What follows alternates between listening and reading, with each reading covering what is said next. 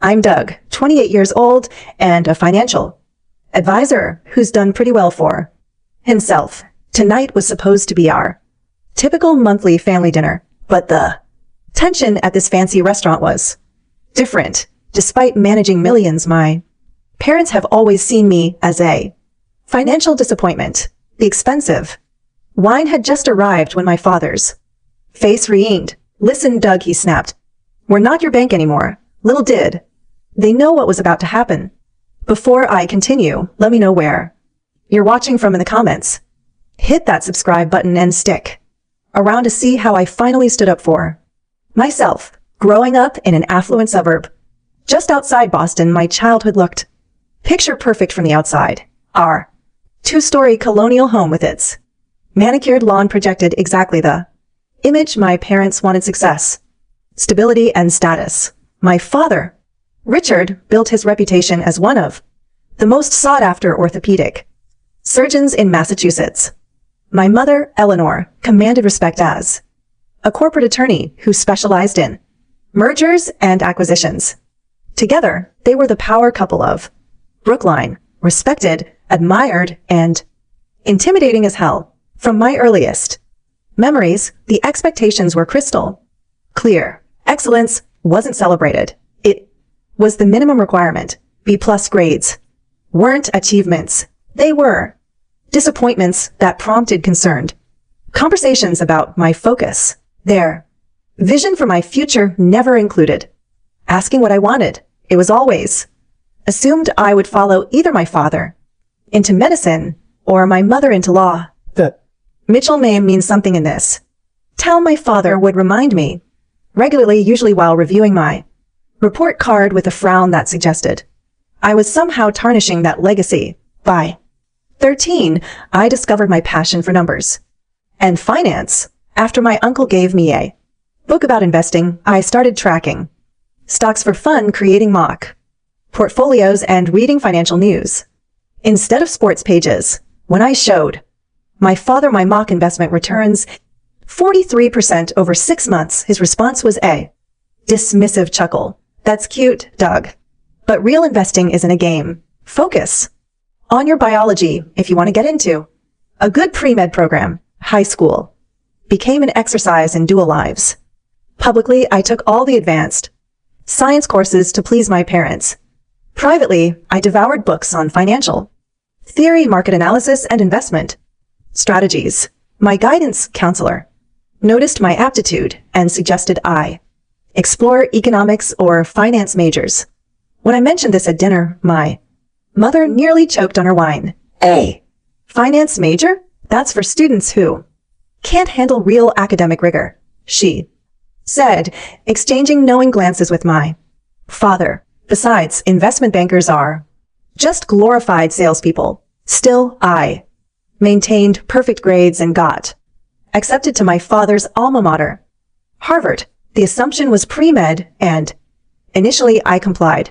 Those first 2 semesters were miserable. Organic chemistry felt like a foreign language, and while I could memorize what I needed to pass, I lacked the genuine interest that my classmates had. Meanwhile, in my one elective economics course, I was thriving, often explaining concepts to other students who struggled. The breaking point came during sophomore year when I received a C in advanced biochemistry, despite studying harder than I ever had. The same semester, my investment analysis professor asked if I considered applying for the department's competitive internship program. Something had to give. The day I told my parents I was switching my major to finance was the first time I saw real disappointment in their eyes. Not the usual performative disappointment they displayed when I failed to meet arbitrary standards, but genuine dismay. "You're throwing away a meaningful career to play with other people's money," my father said coldly. "We've invested so much in preparing you for medicine," my mother added, as though my education was a stock that had suddenly plummeted in value. Despite their reaction changing, my major felt like breathing freely for the first time. My GPA jumped to a perfect 4.0. I secured competitive internships that my classmates coveted. I graduated, summa cum laude with job offers from several prestigious firms at graduation, while other parents beamed with pride. Mine offered measured congratulations that felt more like condolences. Well, I suppose you can always apply to medical school later, when you realize what you've given up. My father said, patting my shoulder at our graduation lunch. The pattern continued through my early career. No. Achievement was quite good enough. My first promotion was just luck. My bonus was probably standard for everyone. Each accomplishment was minimized. Each milestone diminished. And so our monthly family dinners became a strange ritual of subtle undermining. My mother would ask leading questions about my friends from college who had pursued noble careers in medicine. My father would mention the children of colleagues who were making a real difference. My sister Jessica, 5 years older and a hospital administrator, recognized the dynamic but could only offer sympathetic glances across the table. I learned to weather these dinners with a practiced smile, knowing something they didn't. I was succeeding beyond their wildest imagination. I just wasn't ready to show my cards, not until they forced my hand. My first job out of college wasn't particularly impressive. A junior analyst position at Cumberland Investments, a boutique firm that managed pension funds and moderate wealth individuals. The starting salary was decent, but certainly not extraordinary. $65,000 a year.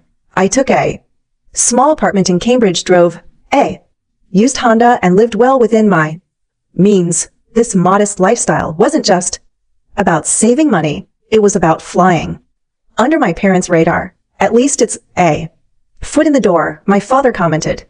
When I told him about the job, his tone suggesting I'd settled for mediocrity.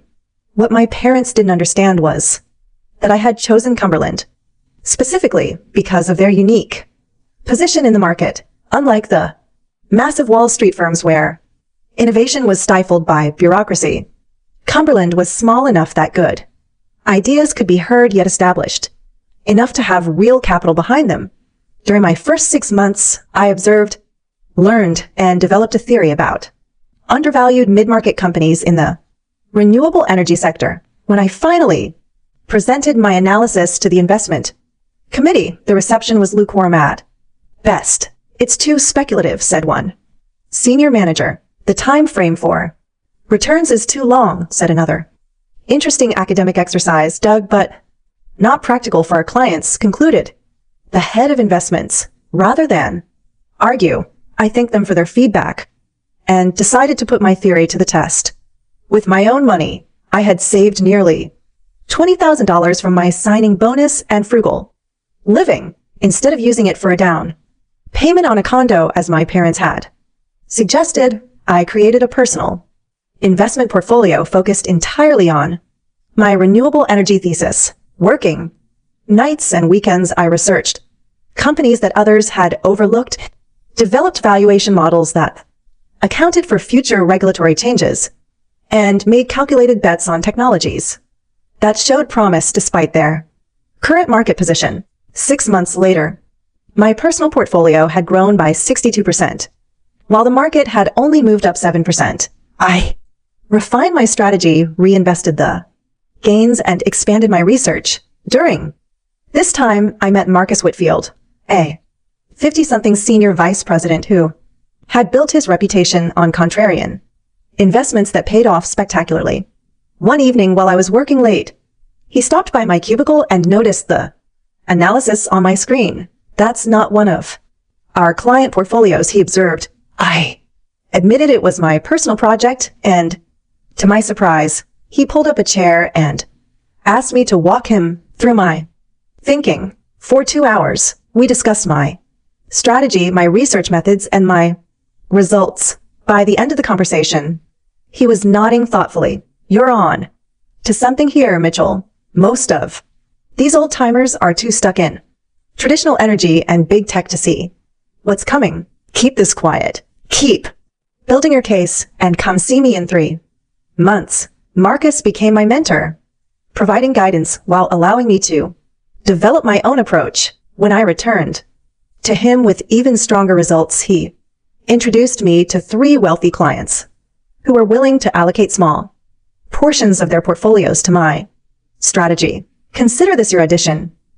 He told me. The audition turned into a spectacular success. Within 18 months, I had generated returns of over 100% for these test portfolios while maintaining surprisingly low volatility. Word spread among Cumberland's wealthy clients, and soon I was managing a $50 million fund using my strategy. My official title remained modest, but my compensation structure changed dramatically as Marcus helped me negotiate a percentage of the profits I generated. My annual income jumped to the mid-6 figures, but I maintained my modest lifestyle and kept this success hidden from my family. How's the entry-level job? My mother would ask at our monthly dinners. It's going well. Learning a lot, I would reply, changing the subject. Meanwhile, I launched a side business as Northstar Advisors, a private investment vehicle for ultra net worth individuals who wanted access to my strategy. With Marcus' blessing and contacts, I built a select client base of fewer than 20 investors, each placing at least $1 million under my management. The breakthrough came when one of my renewable energy picks, Solaris Technologies, received a buyout offer at 4 times its market value. My clients made fortunes, and my personal investment, which I had continued to build, crossed into the 7-figure range. By 26, I was managing over $200 million and had a personal net worth that would have shocked my parents. Yet I continued living in my modest apartment and driving my 5-year-old Honda. The few luxury items I allowed myself in expensive watch-tailored suits for client meetings could be explained away as professional necessities. Strangely, during this time, my parents began offering me small loans and financial help. They assumed that since I hadn't followed their prescribed path to success, I must be struggling. We noticed you're still in that starter apartment my mother mentioned during one dinner. We could help with a down payment if you're having trouble saving.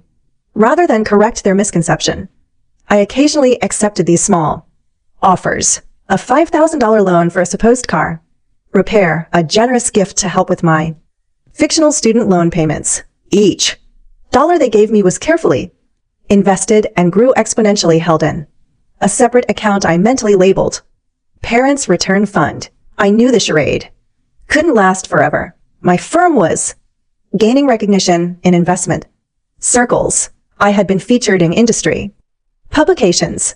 It was only a matter of time before my 2 worlds collided. Still, I wasn't prepared for how spectacularly that collision would occur. The week before the fateful dinner began with a major milestone. The private equity fund I had built around emerging battery technology companies was acquired by a larger investment group. The deal, worth over $30 million for my ownership stake alone, meant I never had to work another day in my life. If I chose not to, of course, I had no intention of stopping. I loved what I did, but the financial security was undeniable. The morning after the deal closed, as I sat in my office reviewing the final paperwork, my phone lit up with a text from my sister Jessica. Fair warning, Mom and Dad are on a tear about something. They want family dinner at Morton's this Friday instead of the usual place. Prepare yourself. Morton was a high-end steakhouse where my father only took clients he wanted to impress or family members he wanted to lecture in a setting where they couldn't make a scene. This was not a good sign.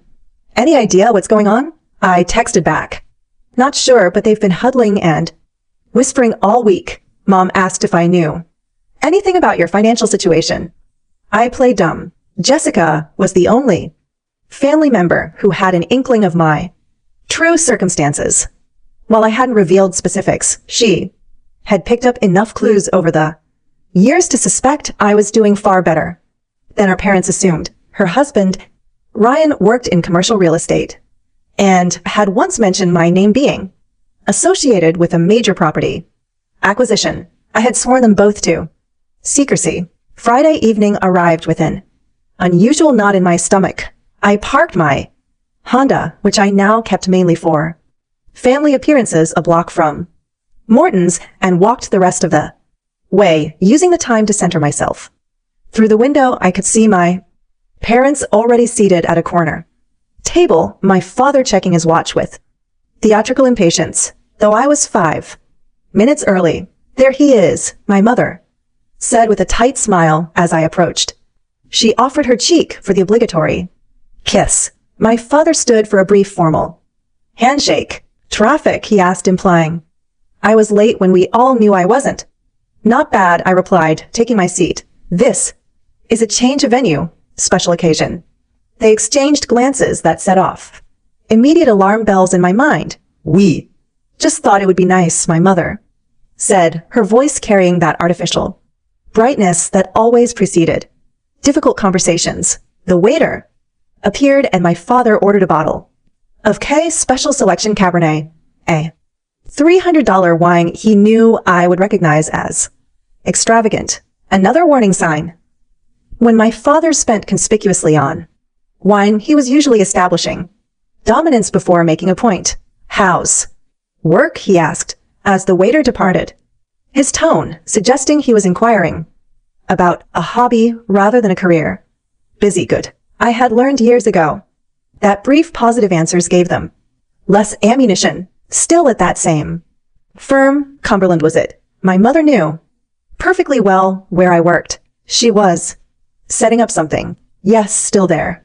6 years now. Isn't it, Richard? Didn't your colleague's son make partner at Goldman Sachs after just 5 years? And there it was, the familiar pattern of comparing me unfavorably to some acquaintance's child whose accomplishments were probably exaggerated for parental bragging rights. Different firm, different track, I said mildly, taking a bread stick. My father launched into a story about his golf partner's daughter, who had just purchased a penthouse apartment in Back Bay. The subtext clearly being, while you're still renting that modest place. I nodded politely, letting the implied criticism wash over me like background noise. The waiter returned with the wine, and my father made a show of tasting and approving it. As glasses were poured, I saw Jessica and Ryan enter the restaurant. Jessica's expression was a mixture of apology and warning as they approached. Sorry we're late, she said, though they were exactly on time. Ryan had a client call that ran long. More greetings, more cheek kisses.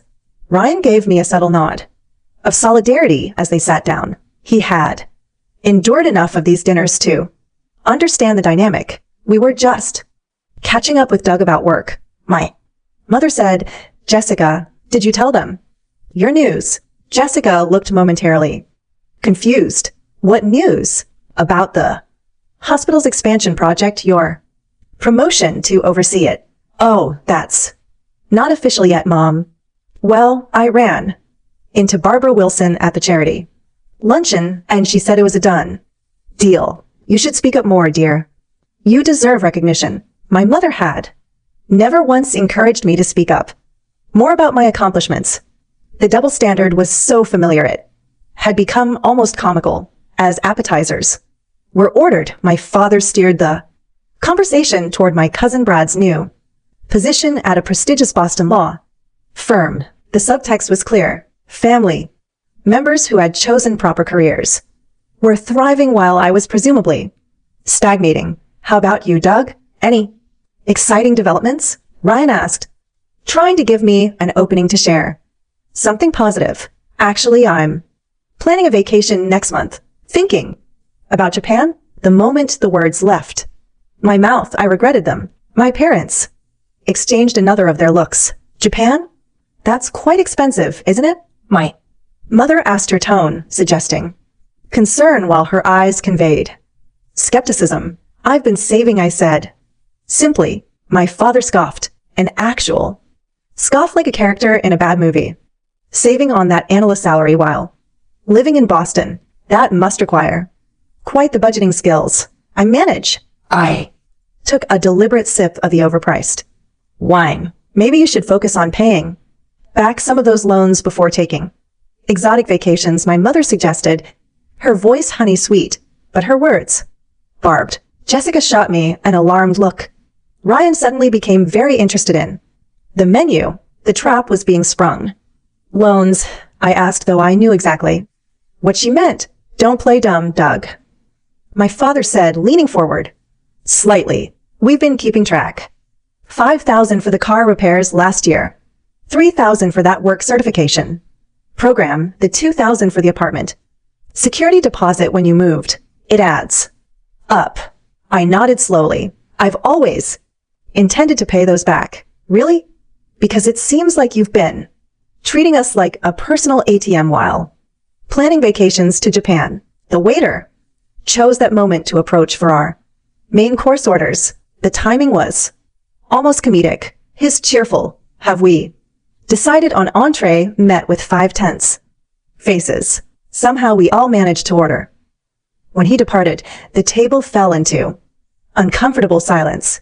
Jessica attempted to change the subject. Did anyone watch that documentary I mentioned last week about the coral reefs? Neither of my parents responded. My father was staring at me with the expression he probably used on medical students who had disappointed him. My mother was arranging her silverware with precise movements that betrayed her agitation. Look, if you're concerned about the money, I can start paying it back right away, I offered, hoping to diffuse the situation. It's not about the money, Doug, my mother said in a tone that made it clear it was absolutely about the money. It's about responsibility, priorities. We've helped you because that's what parents do, but we can't help but notice you don't seem to be making progress. What kind of progress were you expecting? Career advancement, a proper home, some indication that you're building something worthwhile instead of just treading water. The unfairness of it, the complete misreading of my life was almost laughable. I had built something most people would consider remarkable. I had created more wealth in 6 years than most people see in a lifetime. Yet here I was being lectured about treading water. I'm doing fine, I said, working to keep my voice level. Fine isn't good enough for a Mitchell, my father said, the familiar refrain that had haunted my childhood. We didn't raise you to be mediocre. The stakes arrived perfectly. Time to witness what happened next. My father cut into his porterhouse with surgical precision, the same hands that had performed countless operations. Now, dismantling a 45 steak, he chewed thoughtfully before continuing his assessment of my supposed failures. No, Doug, when I was your age, I had already bought our first house, was making a name for myself at Massachusetts General, and had started building my practice. Your mother was arguing cases that set legal precedents. What exactly have you accomplished that justifies expensive trips to Japan? I felt Jessica's foot gently tap mine.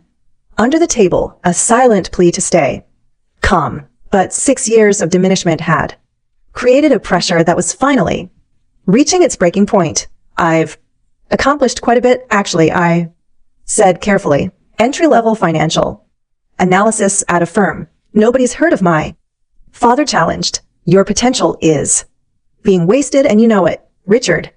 Jessica interjected. Doug's been very dedicated to his work. Maybe we could stay out of this, Jess. My father snapped. Your brother needs to hear some hard truths. My mother placed her hand on his arm, not to restrain him, but in solidarity.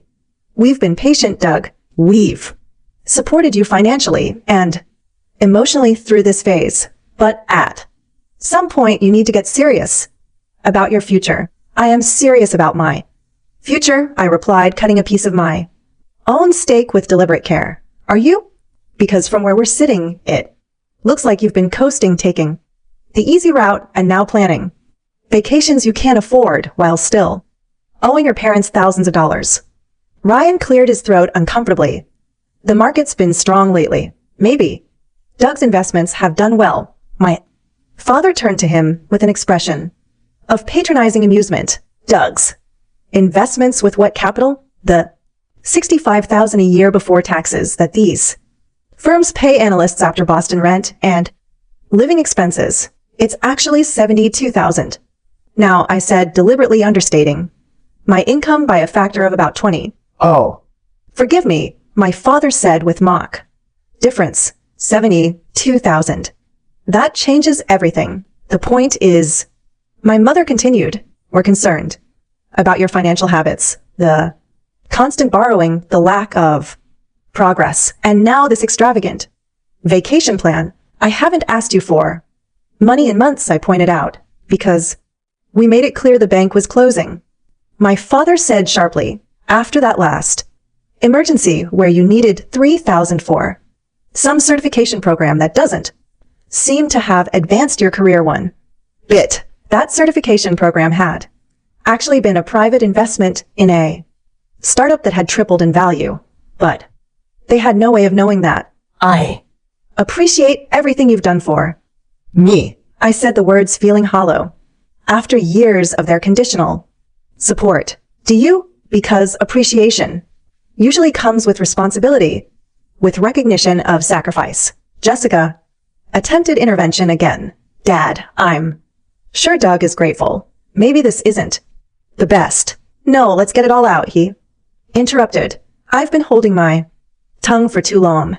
The restaurant had grown quieter, or perhaps I was just more aware of the other diners as my father's voice rose slightly. A couple at the next table glanced over, then quickly returned to their own meals.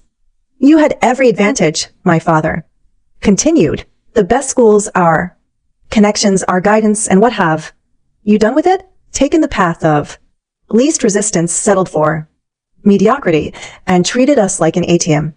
In the process, I never meant to. Your intentions don't matter, Doug. Your actions do, and your actions show a pattern of dependence and underachievement that frankly embarrasses us. The word embarrasses hit like a physical blow. After everything I'd built, everything I'd accomplished, I was an embarrassment to them because I hadn't followed their prescribed path. My mother dabbed at her lips with her napkin. We've added it up, Doug. Over $20,000 in the past 3 years. That's not counting all the support during college and the help with your first apartment. If you're concerned about the money, I can write you a check tonight, I said, my voice tighter than I intended. It's not about the check, Doug. My father's voice rose enough that several nearby tables definitely turned to look. It's about the pattern. It's about what it represents and what exactly does it represent. Dad, failure to launch, dependency, poor financial management.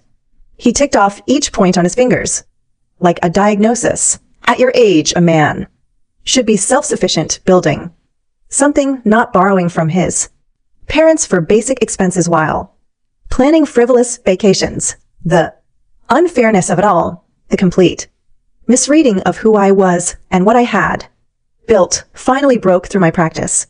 Composure. You have no idea what I've built, I said quietly. What was that? My father demanded. I said, you have no idea what I've built, what I've accomplished, because you've never once bothered to really ask or listen. My mother's expression hardened. Don't take that tone, Doug. Your father and I have only ever wanted what's best for you.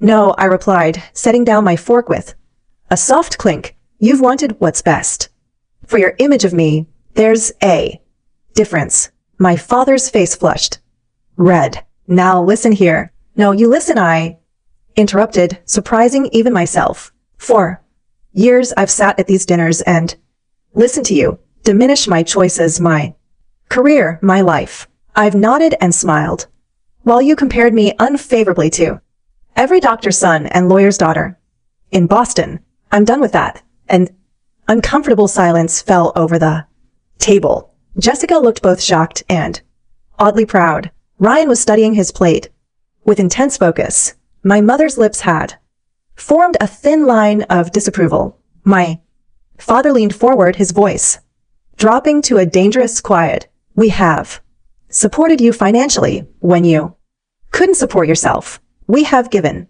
you opportunities others would kill for, and this is your gratitude. You've given me money I never asked for so you could hold it over my head, I replied, matching his quiet intensity. You've used it to reinforce your narrative that I'm failing because I chose finance over medicine. Well, the evidence speaks for itself, doesn't it? He shot back.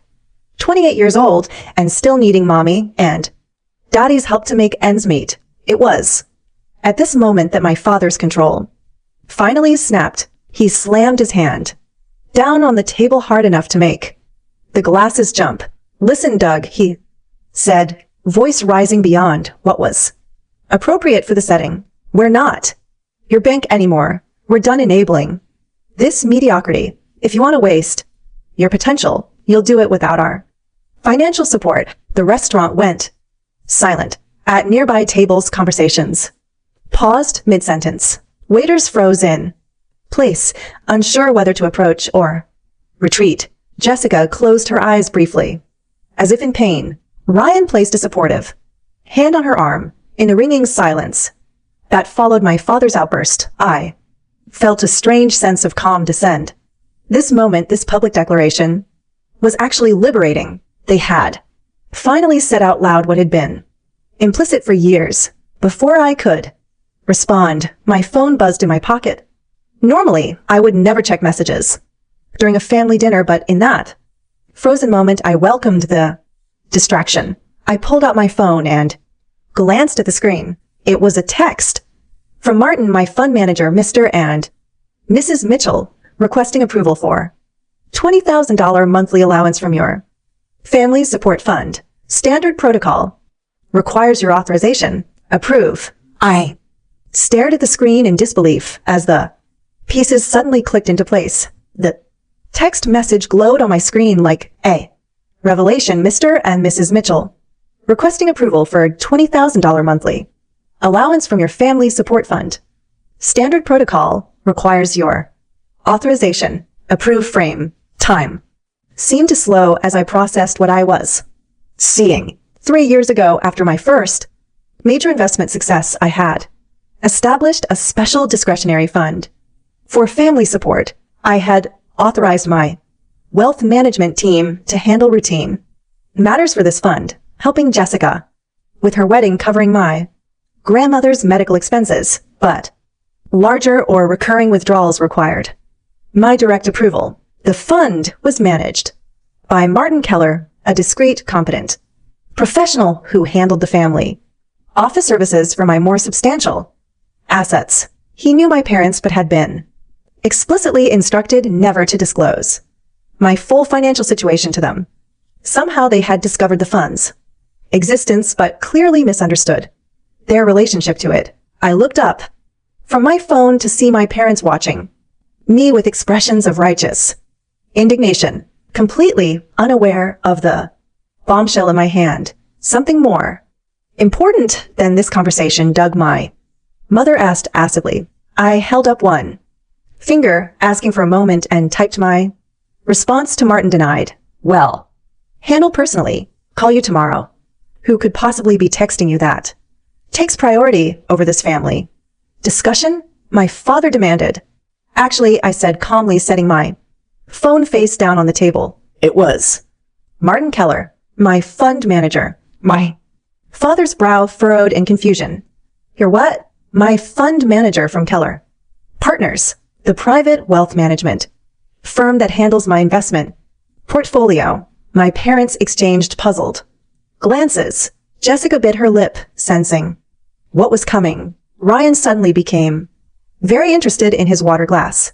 What are you talking about? My mother asked. I'm talking about the text I just received informing me that you two have requested a $20,000 monthly allowance from my family support fund.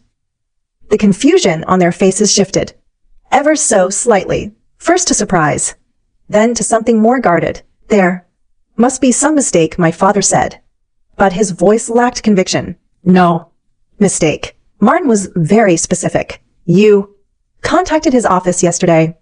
identified yourselves as my parents, and requested access to monthly distributions from my family support fund. Since it was a substantial recurring request, it required my direct authorization.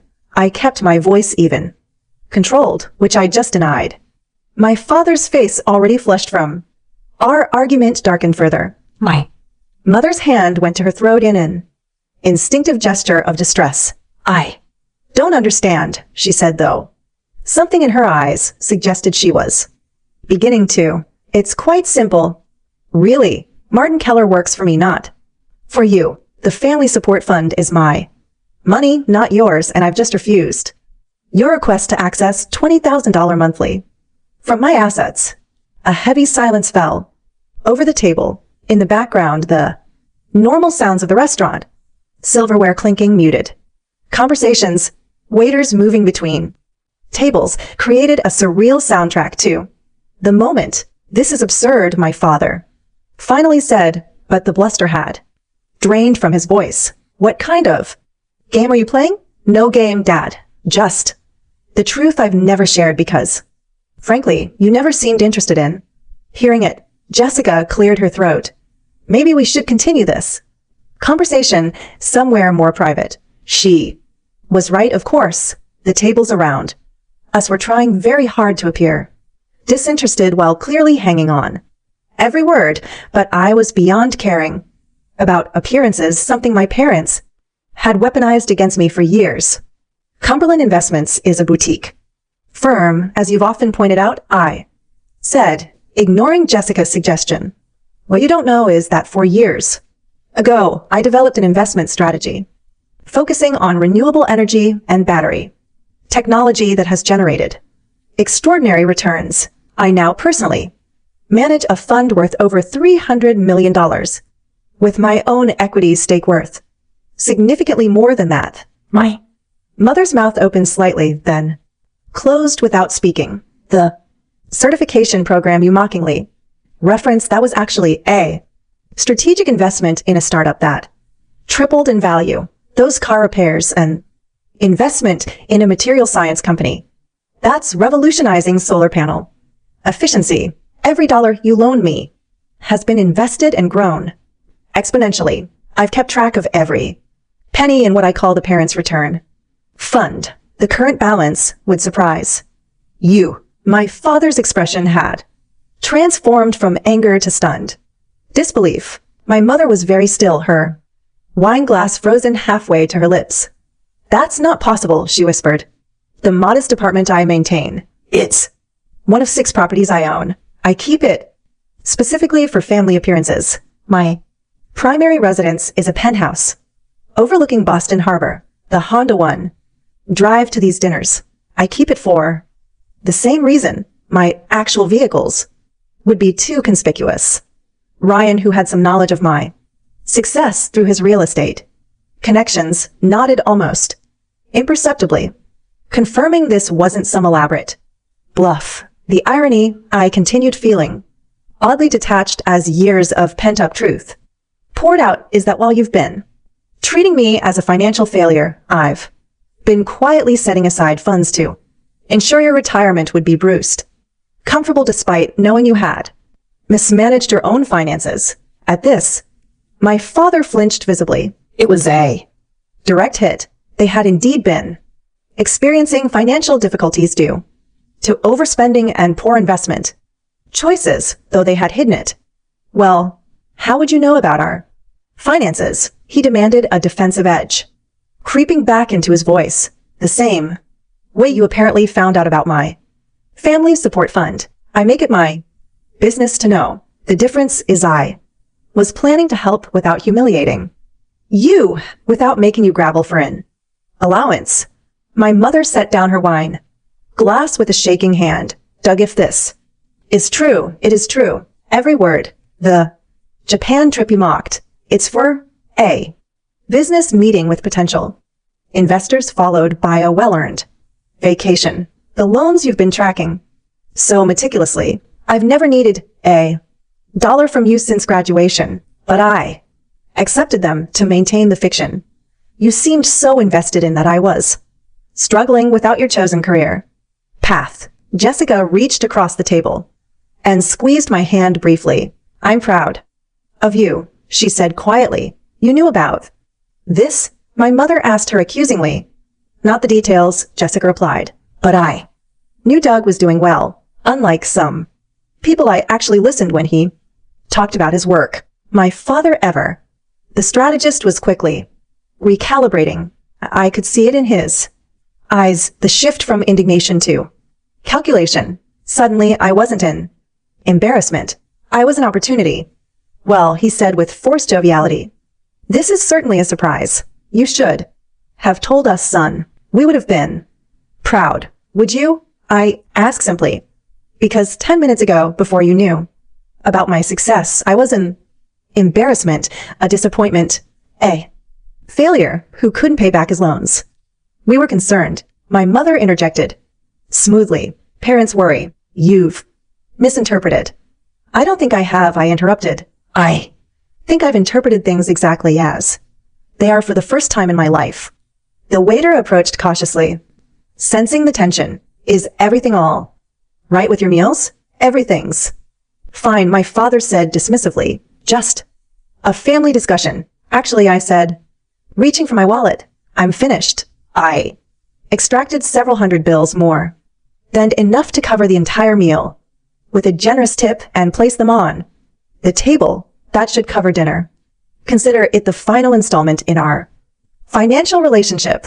My father's face darkened again. Don't be dramatic, Doug. Sit down. We can discuss this like adults. We had years to discuss this. Like adults, I replied, standing. You chose condescension instead, Doug. Please, my mother said, her voice softening to the persuasive tone she likely used with reluctant witnesses. This is all a misunderstanding. We were only trying to help by contacting your fund manager. We didn't realize you were trying to help yourselves to my money. I corrected her while simultaneously berating me for financial irresponsibility. I turned to Jessica and Ryan. Would you like to continue this evening elsewhere? I'm suddenly in the mood for dessert. Someplace less judgmental. Jessica nodded and stood, Ryan following suit.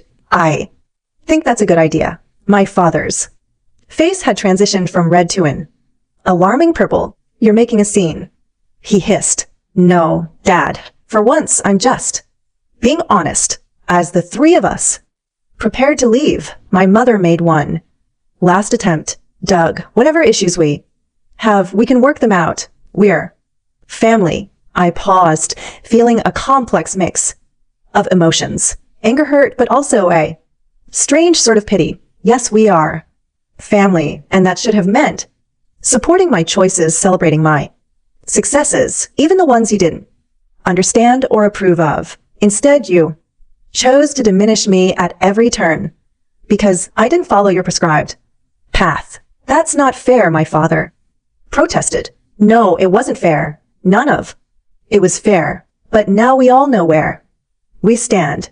I adjusted my jacket. I'll be in touch when I'm ready. For now, I need some distance. As we walked away, leaving my parents at the table with their expensive wine and cooling steaks, I heard whispers from nearby diners. I didn't care. For the first time in years, I felt like I could breathe freely. The charade was over. Outside in the cool Boston air, Jessica hugged me tightly. Well, she said as she pulled back, that was one for the family history books.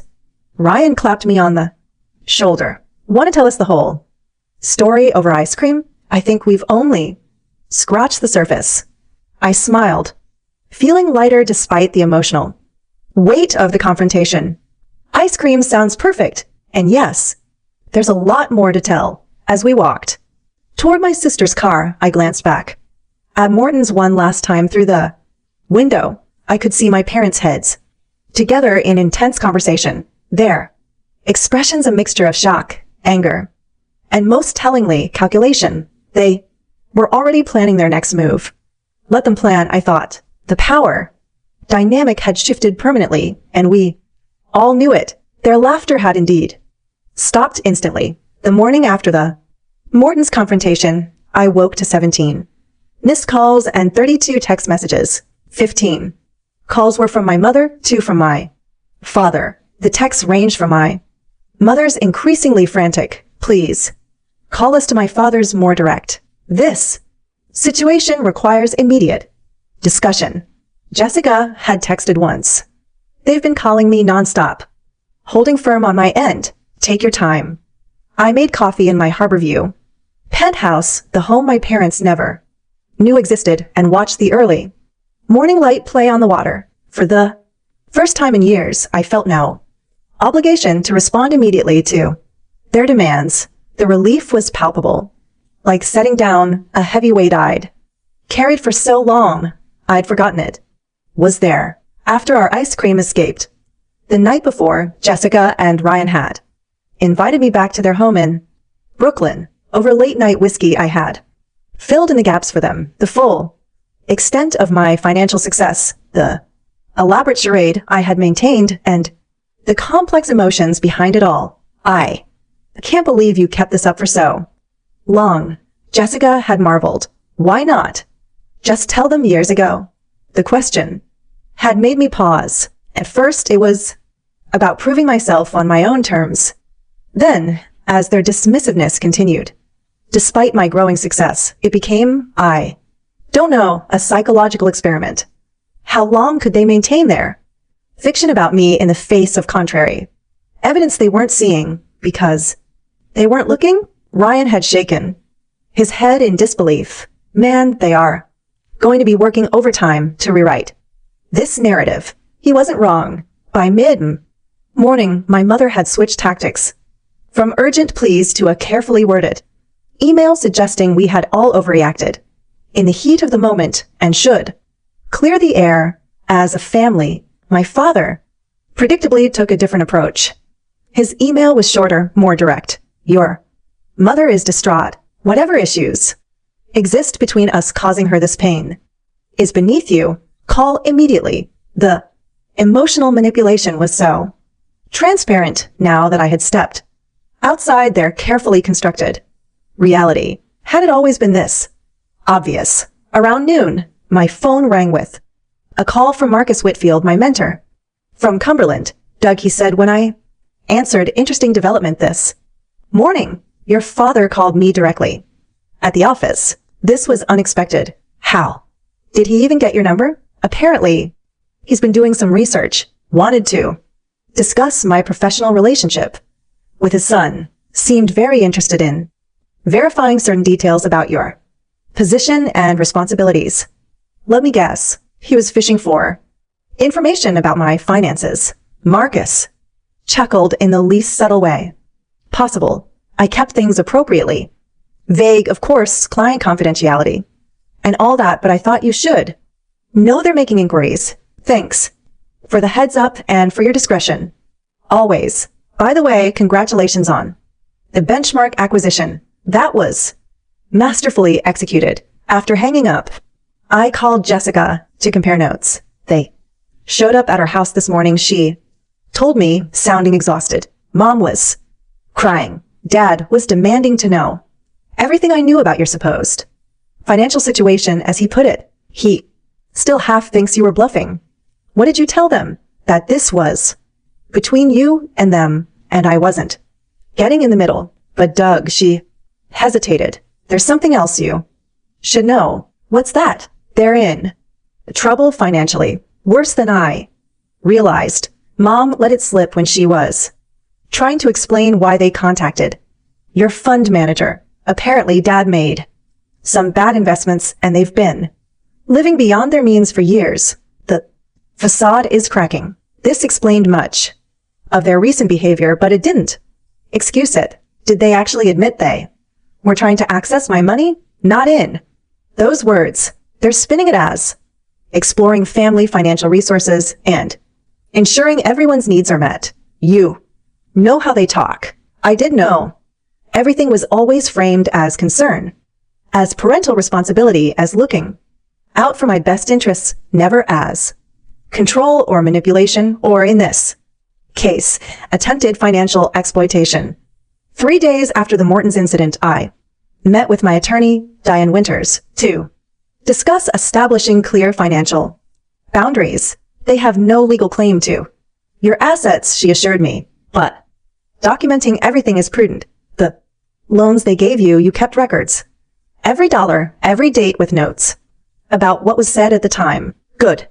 And you said you've been tracking the growth of those investments separately.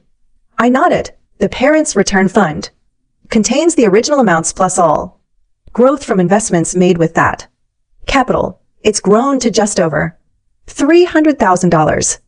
Diane raised her eyebrows. Impressive. Return. What do you want to do with it?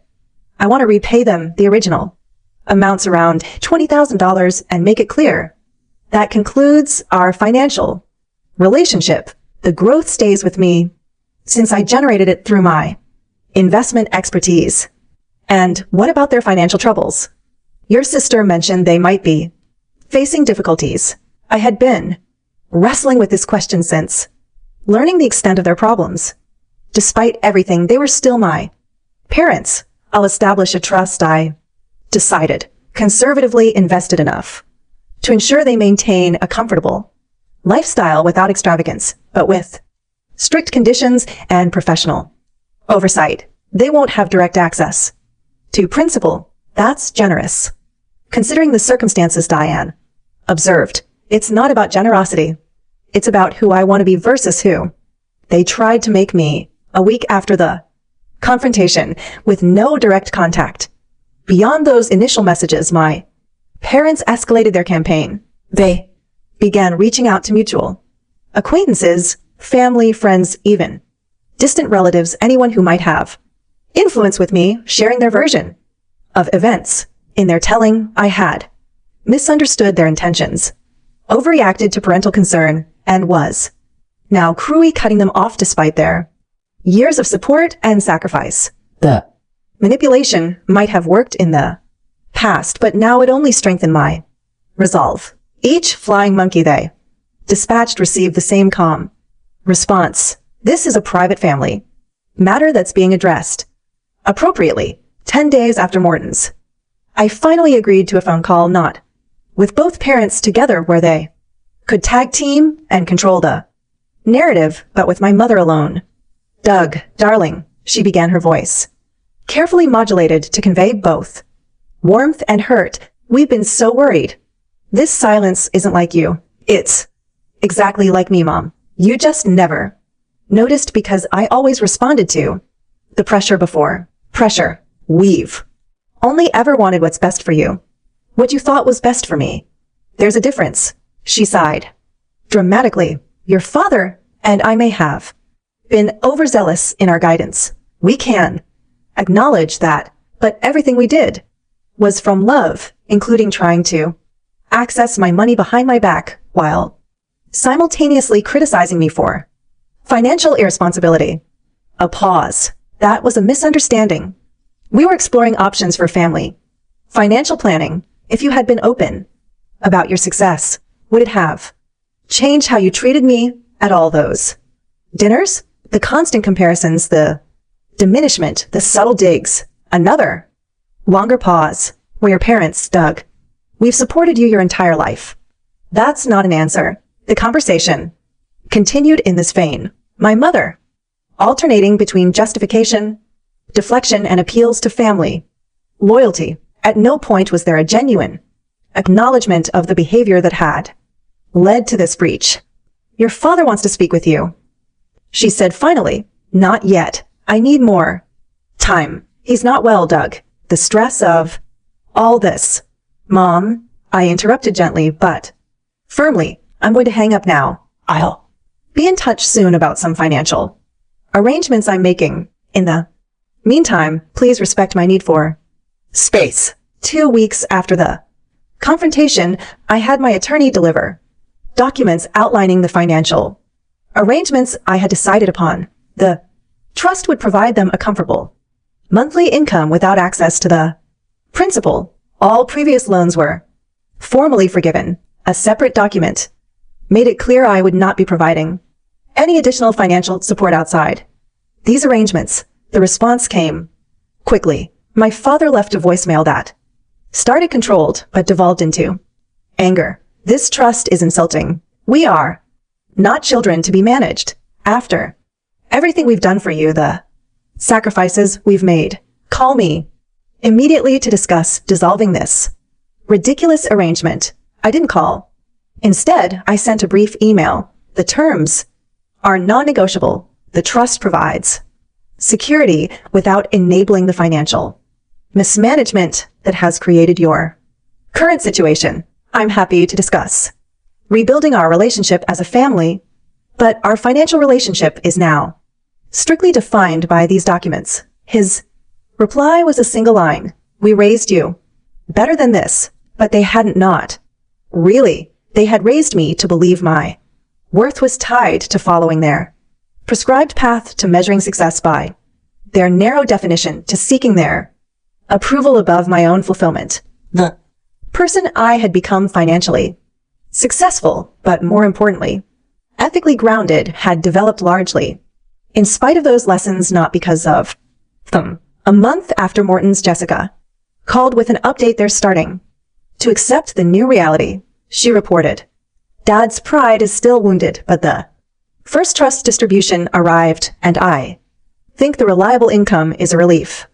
They won't admit. Are they still telling people I abandoned them in their time of need? The narrative is evolving, she said with a touch of dark humor. Now, it's more Doug is going through something, but we're giving him space while he figures it out. They'll never admit they were wrong, but they're adapting. That's something, I suppose.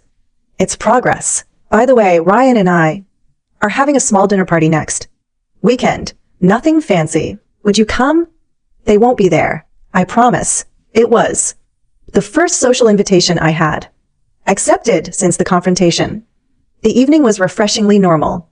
Good food, interesting conversation, no underlying tension or hidden agendas. For the first time in recent memory, I felt fully present, fully myself in a social setting involving family connections.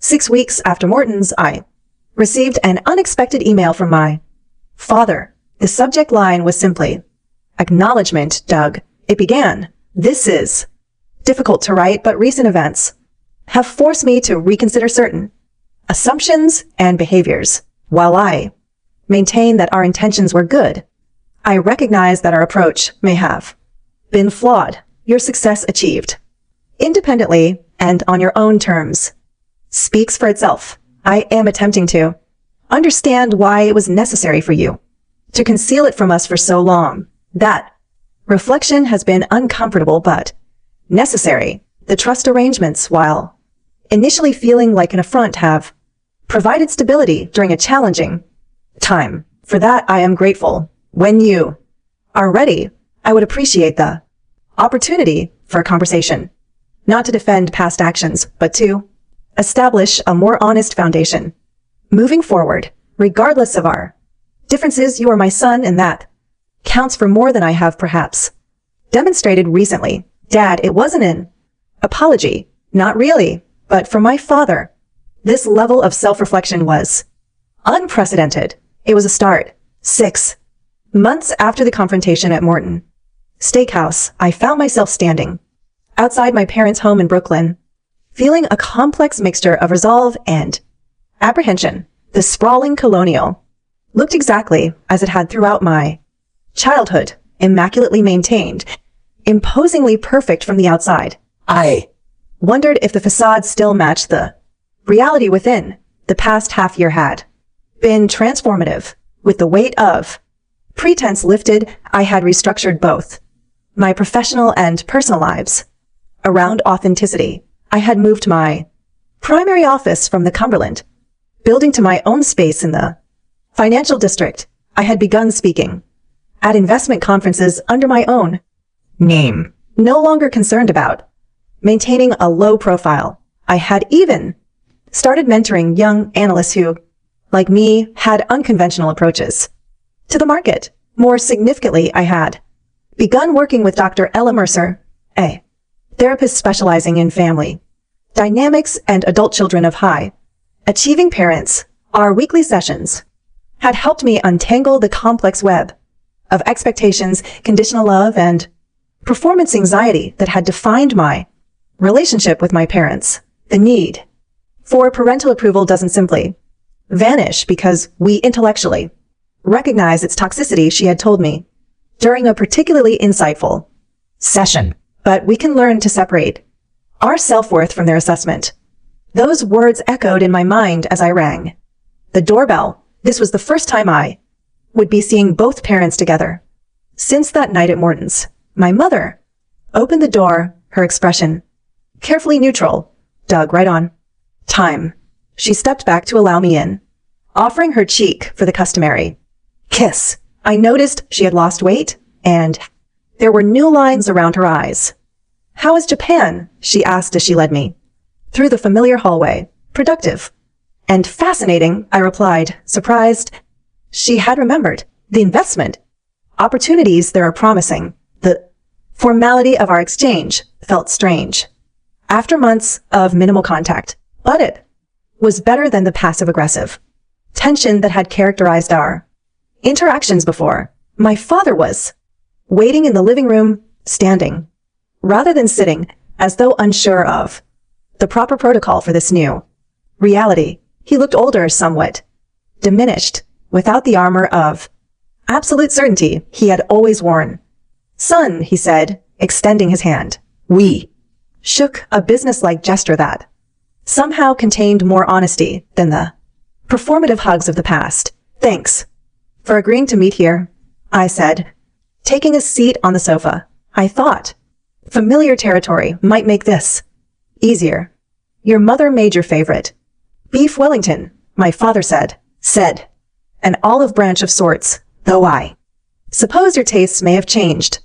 Some things remain constant, I replied, with a small smile. I've always appreciated Mom's cooking. The initial awkwardness gradually eased as we moved to the dining room. The conversation remained carefully neutral through the first course. Current events, the unusually warm fall, Jessica's latest achievements at the hospital. No mentions of money, careers, or the trust that now governed their finances. It was during the main course that my father finally broached the subject. The monthly distributions have been helpful, he admitted, studying his plate. The financial advisor the trust connected us with has been straightforward about our situation. My mother nodded. She's helped us create a realistic budget for the first time in years. It's been educational. Coming from my parents, these oblique acknowledgments of financial mismanagement were equivalent to dramatic confessions from others. I'm glad it's working, I said simply. We've sold a vacation house in Cape Cod, my father continued, and I've reduced my practice to 3 days a week. Semi-retirement, they're calling it. I nodded, recognizing these changes for what they were necessary adjustments to a new financial reality, but also potential steps toward a healthier lifestyle. My father had always defined himself by his surgical practice, working punishing hours well beyond what was financially necessary. Perhaps this forced slowdown would allow him to develop other aspects of his identity. How is the foundation coming along? My mother asked, surprising me with her knowledge of my newest project. Jessica mentioned it, she explained, noting my expression. It sounds meaningful. The Mitchell Foundation for Financial Literacy was my attempt to translate personal experience into broader impact. We would provide education and resources to young people from disadvantaged backgrounds, helping them build financial independence through knowledge rather than handouts. It's in the early stages, but promising, I replied. We're partnering with community colleges and high schools in underserved areas. Your sister seems quite involved, my father observed. She's on the board. Her perspective is valuable. A beat of silence followed. We should have been prouder of you, Doug, my mother said, suddenly, her voice softer than usual. Long before knowing about your financial success, we should have recognized your determination, your intelligence, your integrity. It wasn't a complete apology, but from Eleanor Mitchell, it was unprecedented. I glanced at my father, who was staring intently at his wine glass. Your mother's right, he said. Finally, we measured success by a narrow standard. My standard, it was short-sighted. The acknowledgement hung in the air. Between us, not quite healing the breach, but creating space for possibility I hadn't come expecting. Transformation, just progress. This qualified. I appreciate that, I said. Carefully, I think we all have adjustments to make in how we relate to each other. After dinner, my father invited me to his study, previously a forbidden zone, except when called in for serious discussions or reprimands. The room felt smaller than in my memories, the imposing bookshelves less intimidating. On his desk sat several financial statements and the quarterly report from the trust. I won't pretend this transition has been easy, he said, closing the door behind us. Pride is a stubborn companion, and I've had an abundance of it. I nodded, but remained silent, allowing him the space to continue. The trust. At first I saw it as punishment, control, but I've come to recognize it as something else. He paused, searching for words that didn't come naturally to Richard Mitchell, MD. Protection, structure, perhaps even care. That was the intent, I confirmed. He nodded, then reached into his desk drawer. I found this recently while organizing old papers. He handed me a yellowed newspaper clipping, a school paper feature on the investment club I had started junior year. The headline read, Mitchell leads investment club to regional championship. I kept it, he said simply. Even then, it was a small revelation, but significant evidence that some part of him had registered my early successes, even while outwardly dismissing them. We could have avoided much pain with better communication, he acknowledged, on both sides. I admitted I chose concealment over confrontation.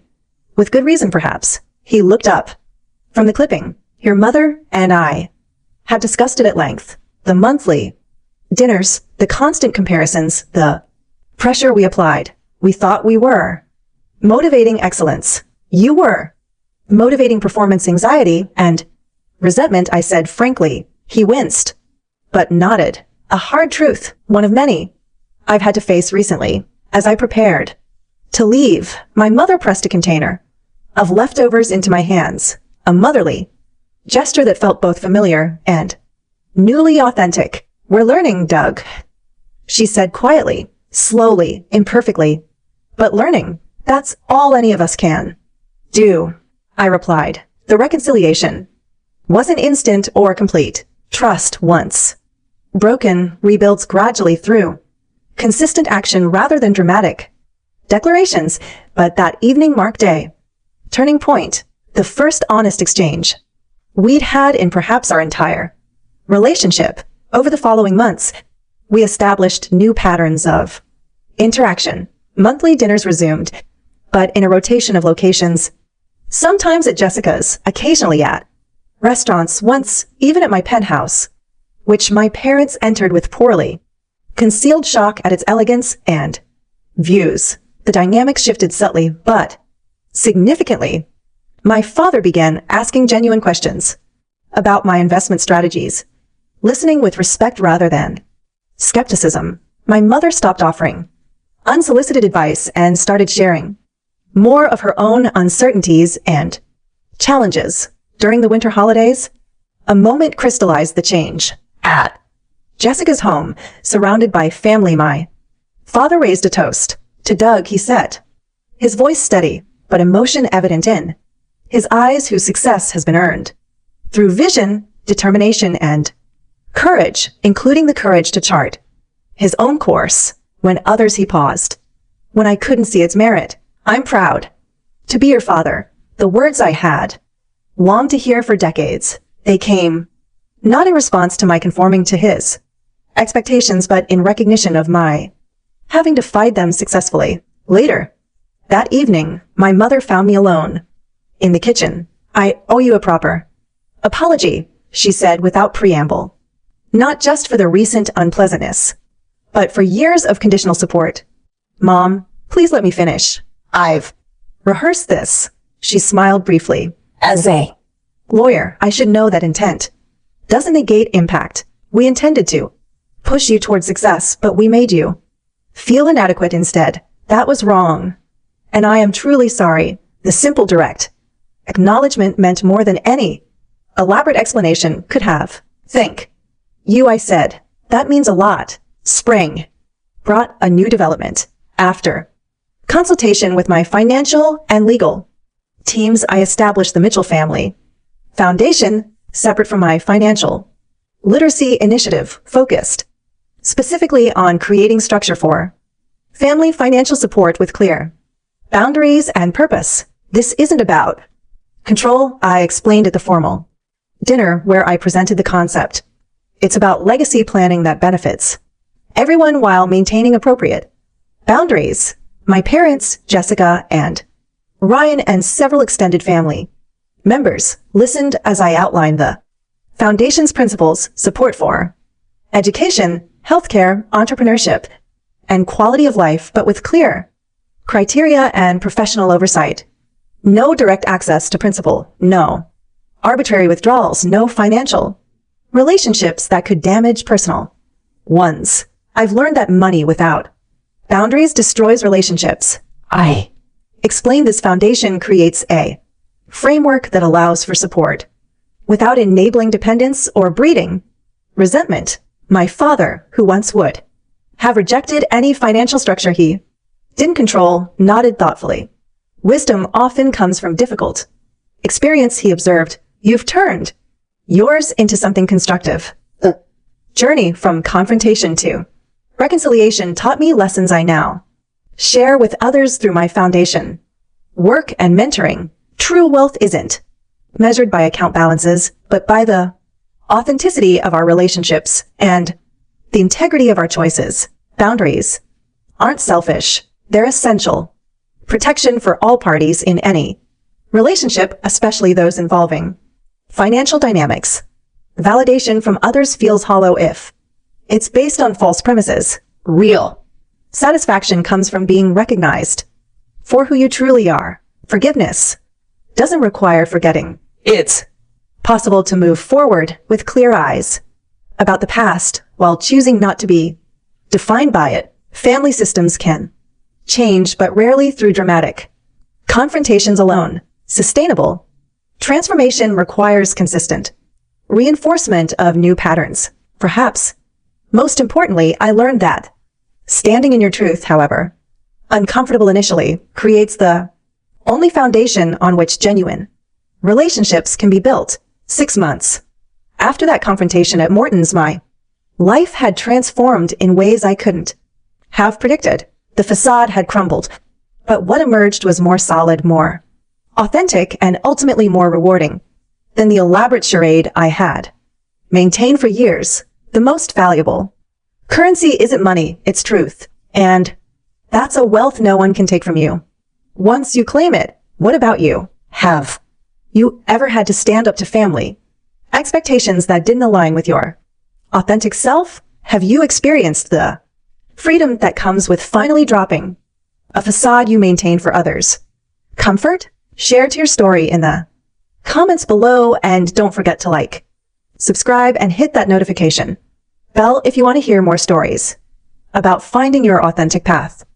Thanks for listening, and remember, your worth isn't determined by others' expectations. It's revealed when you have the courage to be genuinely yourself.